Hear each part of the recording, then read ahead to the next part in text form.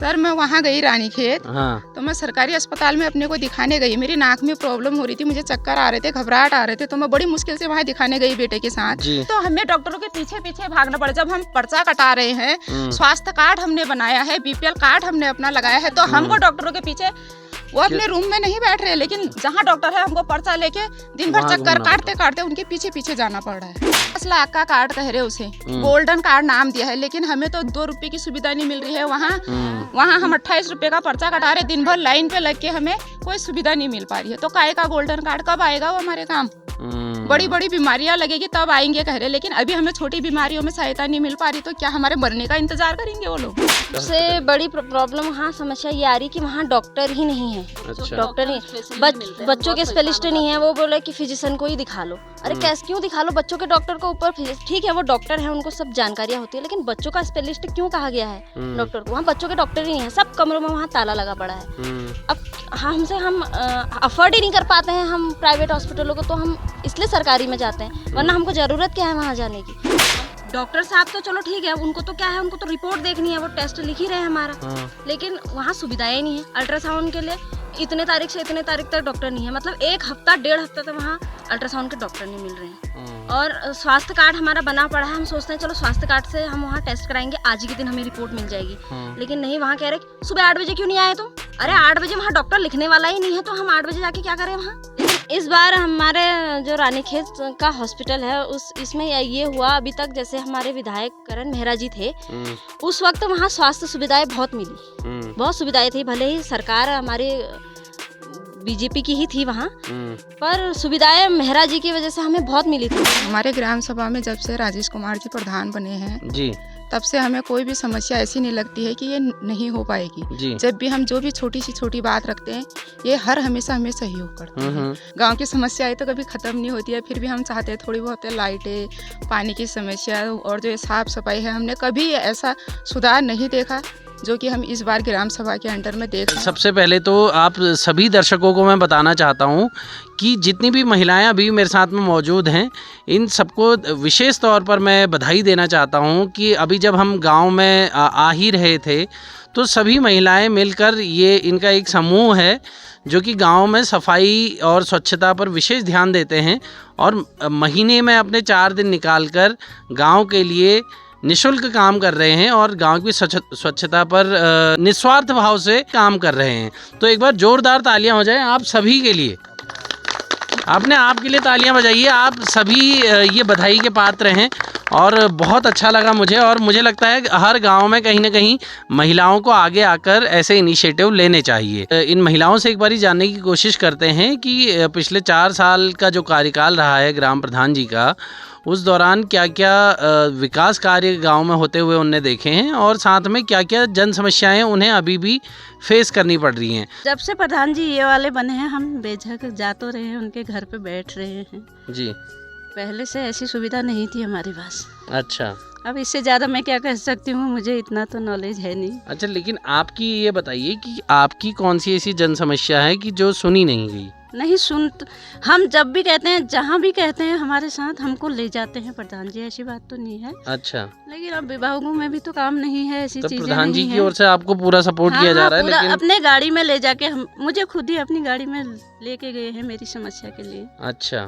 हमारे ग्राम सभा में जब से राजेश कुमार जी प्रधान बने हैं जी, तब से हमें कोई भी समस्या ऐसी नहीं लगती है कि ये नहीं हो पाएगी। जी। जब भी हम जो भी छोटी सी छोटी बात रखते हैं, ये हर हमेशा हमें सहयोग करते हैं। जैसे शीशे खड़ंचे बने जी, और ये लाइटें लगी, और छोटी मोटे जो भी काम है, वृद्धा पेंशन, विधवा पेंशन, जो भी हम जितने भी हमने आज तक कागज दिए हैं, उतने हमारे प्रधान जी ने पूरे सहयोग से शांतिपूर्वक करवाए। जी। गाँव की समस्याएं तो कभी खत्म नहीं होती है, फिर भी हम चाहते हैं थोड़ी बहुत लाइटें, पानी की समस्या और जो साफ सफाई है, हमने कभी ऐसा सुधार नहीं देखा जो कि हम इस बार ग्राम सभा के अंडर में देख रहे हैं। और हम खुद महिलाएं करते हैं, मनरेगा में भी करते हैं हम, और जब भी हमारा श्रमदान का होता है हम वो भी करते हैं, और जितना भी हमसे बन पड़ता है, हमारे प्रधान जी हमें बहुत सहयोग करते हैं।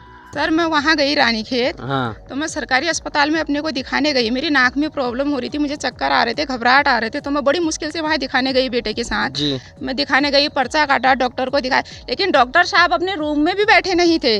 मैंने तो जहाँ इमरजेंसी कक्ष में गई नीचे, वहाँ दिखाया अपने को, वहीं से डॉक्टर साहब ने मेरे टेस्ट लिखे, मैंने टेस्ट कराए। 4 दिन बाद आज मेरी रिपोर्ट आई, वो भी फोन में आई है, व्हाट्सएप में। अब मैंने 4 दिन बाद फिर चक्कर काटना है वहाँ। अच्छा, तो डॉक्टर भी नहीं रह रहे वहाँ? डॉक्टर हैं लेकिन ऊपर अपने रूम में बैठे ही नहीं है डॉक्टर, मैंने खुद देखा है। तो मैंने नीचे दिखाए, तो यानी कि अगर अपने नहीं है वहाँ डॉक्टर बैठ रहे हैं, तो हमें डॉक्टरों के पीछे पीछे भागना पड़े। जब हम पर्चा कटा रहे हैं, स्वास्थ्य कार्ड हमने बनाया है, बीपीएल कार्ड हमने अपना लगाया है, तो हमको डॉक्टरों के पीछे, वो अपने रूम में नहीं बैठ रहे, लेकिन जहाँ डॉक्टर है हमको पर्चा लेके दिन भर चक्कर काटते काटते उनके पीछे पीछे जाना पड़ रहा है। और मैंने एक्सरे कराया तो डॉक्टर साहब देख रहे, कह रहे ये तो काला काला आ रहा है। अब रे भाई क्यों आ रहा है? लाखों की फीस जारी होगी वहाँ, पर्चे काटे की फीस जारी होगी, तो वहाँ सरकारी सुविधा क्यों नहीं है? क्यों नहीं आ रहा हमारा एक्सरा साहब? मैं बड़ी मुश्किल से एक्सरा कराया, मैंने कहा जल्दी से पता चलेगा दवाइयों के बारे में तो मैं अपना इलाज शुरू करूँगी। कहाँ डॉक्टर साहब कह रहे ये तो एक्सरा साफ ही नहीं है मैडम, काला हो रहा है। आखिर क्या कारण है उसका काले होने का? अगर हम बार आवाज उठाते हैं वहाँ तो हमसे बोल दिया जा रहा कर लो तुम्हें जो करना है, तो हम क्या कर सकते हैं? हम कुछ भी नहीं कर सकते हैं। अच्छा। मेरे बीच में परसों ही वहाँ मैं बहसबाजी करके आई, क्योंकि मैं पिछले 15-20 दिन से इतना परेशान हो रही हूँ, हॉस्पिटल के इतने चक्कर काट चुकी हूँ।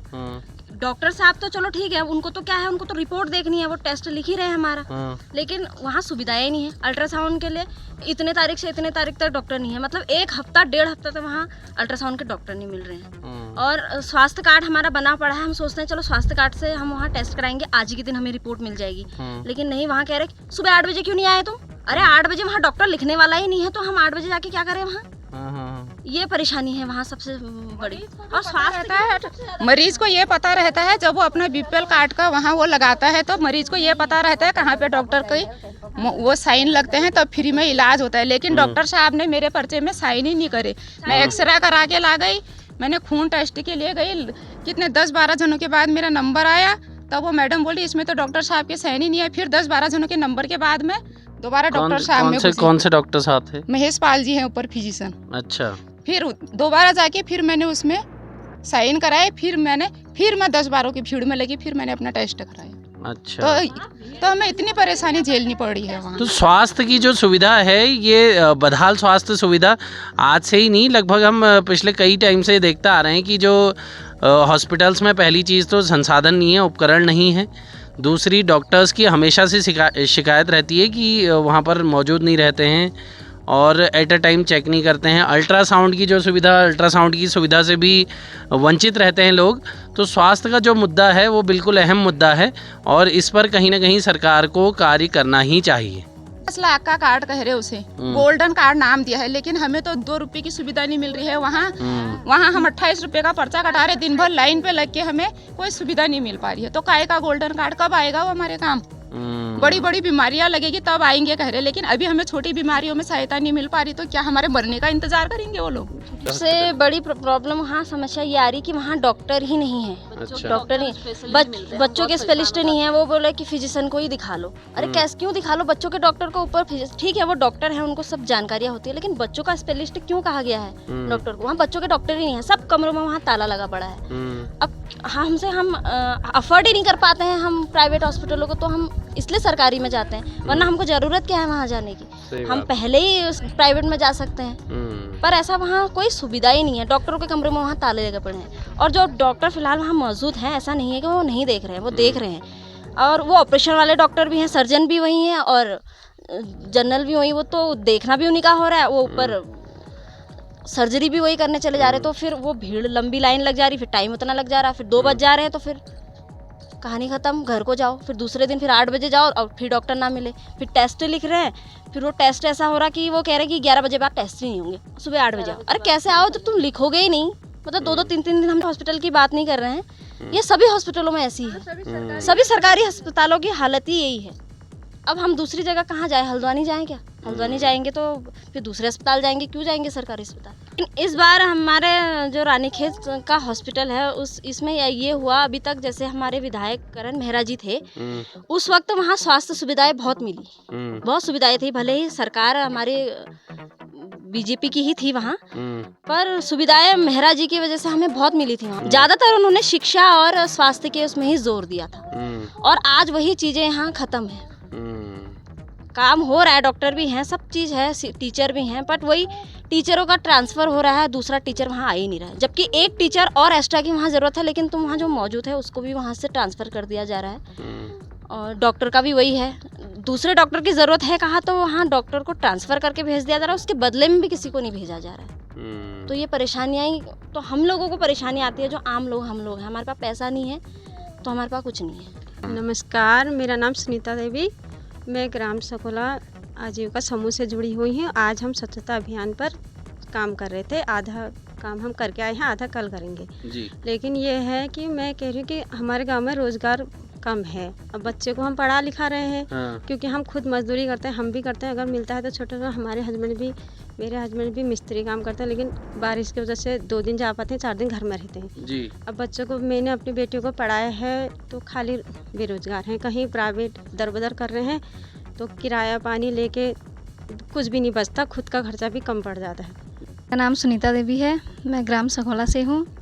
और जब अभी यहाँ पर बातें हुई थी कि मतलब शिक्षा के बारे में कि सरकारी स्कूल में बच्चे नहीं आ रहे हैं, तो पहले तो छोटे बच्चे आंगनवाड़ी में जाते हैं, तो वहाँ की बहुत समस्या है मेरे पास, तो मैं बताना चाहती हूँ। बताइए। मेरी छोटी सी बच्ची है, तो मैं उसको लेकर आंगनवाड़ी स्कूल में गई थी, तो उन्होंने कहा कि ठीक है, उन्होंने बोल दिया मेरे से कि भाभी आपकी लड़की तो कभी टॉयलेट जाती हो, कभी कुछ कह रही है, तो इसको कल से मत भेजना, ऐसा तो यहाँ का स्कूल है। तब मैं इसी के बारे में बोलना चाहती हूँ। तो राजेश जी, आपके गांव वालों से भी हमने बातचीत करी, स्वास्थ्य का एक मुद्दा जो कि गांव वालों ने बहुत ही उठाया, और आपने भी अपने इंटरव्यू में आपने भी बताया था हमें कि क्या रानीखेत चिकित्सालय जो यहाँ पर अभी मौजूद है, नागरिक चिकित्सालय रानीखेत में, उसके क्या हालात हैं। तो ये तो होगी गांव वालों की बात, और उन्होंने अपनी जो अपेक्षाएं हैं, आपसे जो अपेक्षाएं रखते हैं, उन्हें भी हमारे बीच रखा, हमारे समक्ष रखा। लेकिन आपकी भी गांव के हर एक जन से कुछ न कुछ अपेक्षाएं रहती होंगी, तो वो क्या अपेक्षाएं हैं, वो उन्हें एक बारी खुल के बताइए हमें। हाँ, ये बिल्कुल आपने भी ये भी सही पूछा आपने। देखिए, हम गांव वाले अक्सर मांगने वाले व्यक्ति बन जाते हैं जी। मांगने का मतलब, मेरा कहने का मतलब है विभागों से जी। हम कुछ ना कुछ मांगते हैं जी, लेकिन कभी बदले में हम कुछ चीज़ विभाग को देते नहीं है जी। उदाहरण के तौर पर क्या होता है, हम लोग क्या करते हैं, गांव में कोई अधिकारी आता है जी, तो हम उनको उतना मान सम्मान नहीं दे पाते जी। तो मैं अपने गांव के लोगों से चाहता हूं, मैं खासकर ग्राम सभा जुड़े के लोगों से चाहता हूं, शुरुआत करूं कि हमारे गांव के अंदर कोई भी व्यक्ति विभाग का पहुंचता है, आप पहले आप उनका स्वागत करिए। दूसरा, वो हमसे कुछ बोलते हैं कि सरकार का एक नियम है, एक चीज मैं देती हूँ तो एक चीज कुछ आप भी दो। बिल्कुल। उदाहरण के तौर पर जैसे कि अभी हमारे गांव में ग्राम पंचायत आया है, एएनएम सेंटर आया है, अगर कोई छोटा सा 5 कमरों का हॉस्पिटल बनाना है, तो सरकार कहती है कि मैं पैसे मैं दूंगी, लेकिन जमीन आप दो, जमीन दो। लेकिन क्या है कि वर्तमान स्थिति क्या है कि हमारे पूर्वजों ने तो काफी अच्छी जमीन दी, तभी हमारे गांव में आज विद्यालय बने हैं, या कहीं पंचायत घर बने हैं, या कुछ अच्छी चीजें बनी हैं जब लोगों ने दान में दी हैं, तभी तो बन पाई हैं। लेकिन आज की स्थिति ऐसी हो गई है, तो मैं अपने गांव वालों से कहना चाहूंगा कि सरकार हमको पैसा जोड़ दे रही है, लेकिन जमीन नहीं मिल पा रही है। तो मैं अपने गाँव वालों से चाहता हूँ कि गाँव में अगर कुछ आप विकास चाहते हो कि मेरे गांव में कि 5 बेड का एक हॉस्पिटल बन जाए, हमारे गांव में एक एम्बुलेंस आ जाए, या हमारे गांव में कोई पंचायत घर बन जाए, या हमारे गांव में एएनएम सेंटर बन जाए, तो थोड़ा सा अपनी जो हम पे ज़मीन है वो हम को देने का प्रयास करें, ताकि हम वो ज़मीन सरकार के नाम पर रजिस्ट्री करेंगे, ताकि सरकार उस पर पैसा खर्च करेगी, तो क्या होगा, हमारी बिल्डिंगें खड़ी होंगी। मेरे कार्यकाल में हुआ क्या है कि मेरे को कहीं भी अभी तक ज़मीन कहीं भी उपलब्ध नहीं हो पाई। तो मैं आज सबसे पहले हेलो कुमाऊं की टीम का धन्यवाद करूँगा, क्योंकि आपने सबसे पहले जो आपका इस शीर्षक है कहानी का कि गांव बोलता है, वाकई में गांव बोलता है, उसका आपने जो शीर्षक रखा है बहुत अच्छा रखा है। और उसके लिए जो सबसे पहले आपने मेरा ग्राम पंचायत झलोड़ी चुना है, उसके लिए मैं हेलो कुमाऊं और हेलो कुमाऊं की जितनी भी टीम है उसका बहुत बहुत स्वागत करता हूं, धन्यवाद करता हूं। मैं चाहता हूं कि आपने आज एक ग्राम पंचायत ली है, आप कई ग्राम पंचायतों को लीजिए, हर जगह की हर अलग समस्याएं हो सकती हैं, तो इसलिए मैं आपका हेलो कुमाऊं का बहुत बहुत धन्यवाद करता हूं, तहे दिल से आपका धन्यवाद करता हूं। और इसलिए भी धन्यवाद करता हूं कि आपका जो एपिसोड बना है, ये पहला एपिसोड है, ये मेरे ग्राम पंचायत झलोड़ी में हो रहा है, तो इसके लिए मैं आपका बहुत बहुत धन्यवाद करता हूँ, और समस्त सेतुवादियों का धन्यवाद करता हूँ, और आप लोगों का आभार प्रकट करता हूँ कि आपने अपना अमूल्य समय निकाल के, सोचता जरूर था कि कभी हेलो कुमाऊं के साथ मेरे संबंध बन पाएंगे, नहीं बन पाएंगे, बोल पाऊंगा या नहीं बोल पाऊंगा, लेकिन आप लोगों ने इतना हमको समझा, इस ग्राम पंचायत झोड़े को समझा, शायद यहाँ का आपने विकास कार्यों के बारे में सुना होगा, तभी आपने यहाँ का इतना समय निकाला है। तो इसलिए मैं हेलो कुमार का बहुत बहुत धन्यवाद करता हूँ और आशा करता हूँ कि आप और ग्राम पंचायतों में भी जाएँ और वहाँ की समस्या को दूर करने का कष्ट करें। जरूर, बहुत बहुत धन्यवाद।